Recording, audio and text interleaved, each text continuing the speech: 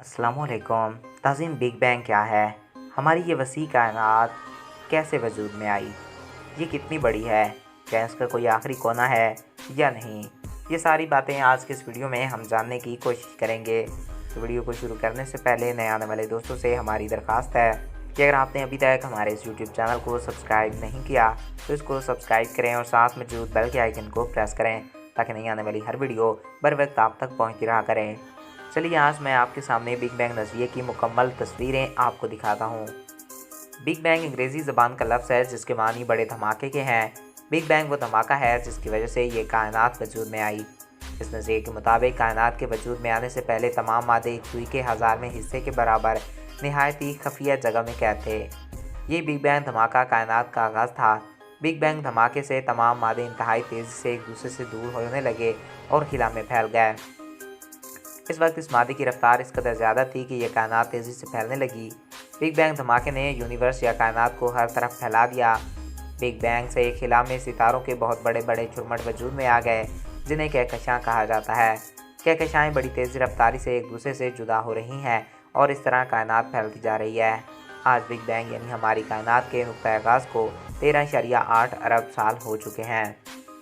हम में से अक्सर लोग ये सोचते हैं कि भला कायनात की उम्र कोई कैसे बता सकता है और कैसे पता लगाया जा सकता है कि बिग बैंग धमाका कब हुआ। तो इसका जवाब हमें हबल खिलाई दूरबीन ने दिया है। इस दूरबीन की मदद से ली गई तस्वीरों में हमें जो सबसे पुरानी कहकशाएँ मिलती हैं वो 13.4 अरब नूरी साल के फासले पर वाक़या हैं। नूरी साल दरअसल वो पैमाना है बल्कि फ़ासला है या पैमाना ही समझ लें। एक नूरी साल का फासला तकरीबन 10 खरब किलोमीटर के बराबर होता है।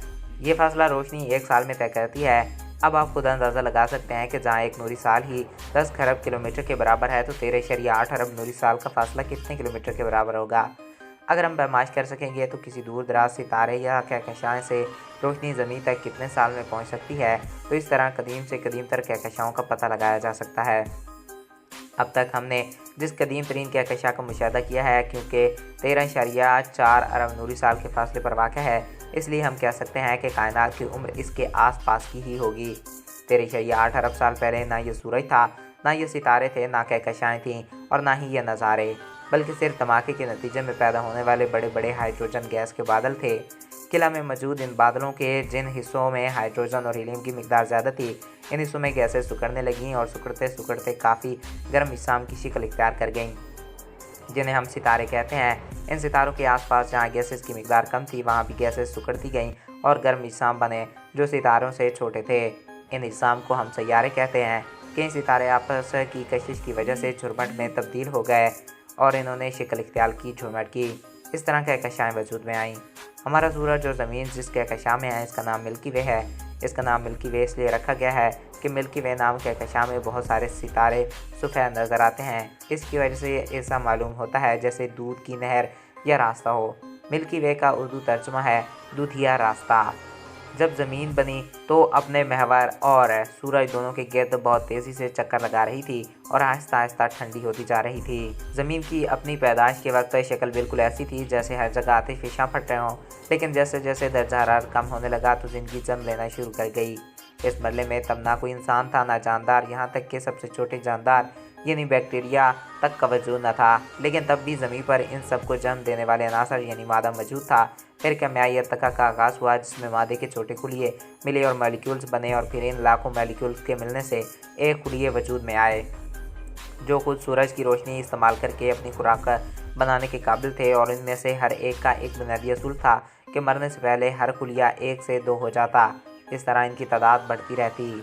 ये थे बैक्टीरिया। ये बैक्टीरिया ऐसे जानदार थे जिन्हें ज़िंदा रहने के लिए ऑक्सीजन की ज़रूरत नहीं थी। अलबत्ता ये खुद ऑक्सीजन पैदा करते थे, क्योंकि इनकी तादाद काफ़ी ज़्यादा थी। इसलिए ज़मीन पर फ़िज़ा में ऑक्सीजन की मिकदार बढ़ना शुरू हो गई। फ़िज़ा में ऑक्सीजन की मिकदार जैसे जैसे ज़्यादा होती चली गई वैसे वैसे मादे से खुलिये बनने का अमल कम होता गया। यही वजह है कि आज कोई जानदार बेजान चीज़ से नहीं बनता। साइंसी नज़रिए के मुताबिक इर्तिका घंटों दिनों या सालों पर मुहित कोई अमल नहीं है, बल्कि ये ऐसी तवील जंजीर है जिसकी एक कड़ी के जुड़ने में सदियां गुजर जाती हैं। अब केमियाई इर्तिका के बाद आती थी इर्तिका, यानी छोटे जानदारों से दूसरे बड़े जानदारों के बनने का अमल शुरू हुआ। बैक्टीरिया से शुरू होने वाला इर्तिकाई अमल बहुत सी खूबियों पर मुश्तमिल जानदारों की तश्कील का सबब बना, जिनमें सबसे पहले मछलियाँ पैदा हुईं। इनके बाद यानी खुश्की और तरी दोनों में रहने वाले जानदार बने, फिर रेंगने वाले जानदार, छिपकलियाँ और मगरमच्छ, इसके बाद परिंदे और सबसे आखिर में मवालिया जानदार यानी भेड़, बकरियाँ, गाय, इंसान वगैरह बदतर जीव आपके बनते गए।